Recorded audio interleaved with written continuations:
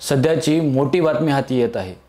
देशाचे पंतप्रधान नरेंद्र मोदी यांना जीवे मारण्याची धमकी देण्याची माहिती सध्या प्राप्त झाली आहे। या संदर्भात जी संशयित महिला आहे त्यांना पोलिसांनी तात्काळ ताब्यात घेतलं आहे।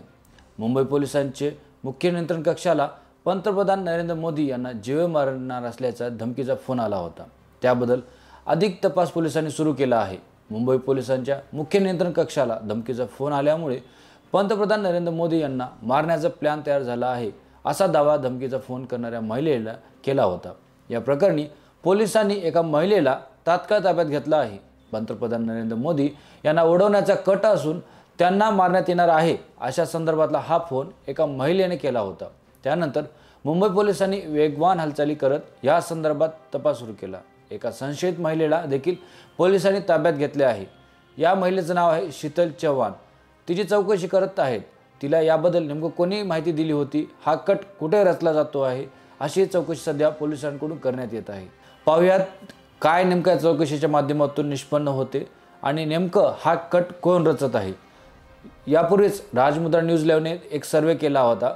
त्यामध्ये आपण विचारलं होतं की बाबा महाराष्ट्राचा भावी मुख्यमंत्री कोण। तर आपण एकंदरीत जर बघितलं तर त्या संदर्भात अनेकांनी आपले मत या ठिकाणी व्यक्त केले आहेत। त्यामध्ये आपण त्यांना 4 पर्याय दिले होते। त्यामध्ये आपण विचारलं होतं की महाराष्ट्राचा मुख्यमंत्री कोण होईल। या ठिकाणी देवेंद्र फडणवीस यांना 35% लोकांची पसंती दिसत आहे। एकनाथ शिंदे यांना 52% पसंती दिसत आहे। अजित पवार यांना 5% आणि यापैकी नाही तर असे 8% लोकांचं मत आहे। तर आपणही या पोलमध्ये सहभागी घेऊन आपले मत या ठिकाणी व्यक्त करू शकता। त्यासोबतच दुसरा एक मुद्दा सध्या चर्चेचा आहे की EVMला सेट करण्यात आल्याचा आरोप महाविकास आघाडीकडून करण्यात येत आहे। आपण सर्वसामान्य जनतेला विचारलं होतं तुम्हाला काय वाटतं। यावेळेस आपण त्यांना 4 पर्याय दिले होते। यामध्ये EVM सेट करताच येत नाही हा पर्याय होता सुरुवातीला। तर 16% लोकांचं मत असं आलं की बाबा EVM हॅक होऊ शकत नाही। 2 नंबरचा पर्याय होता की EVM सेट करण्यात आली होती।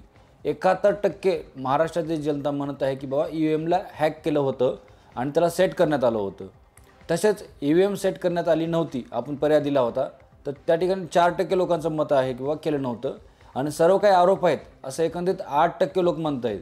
तर सर्वात जास्त EVMला सेट करण्यात आलं होतं असं सध्या पोल दिसत आहे। या ठिकाणी 2 पोल आहेत, व्हिजिट करून आपले मत या ठिकाणी घरबसल्या व्यक्त करू शकता आणि पाहत राहा राजमुद्रा न्यूज लाईव्ह। धन्यवाद।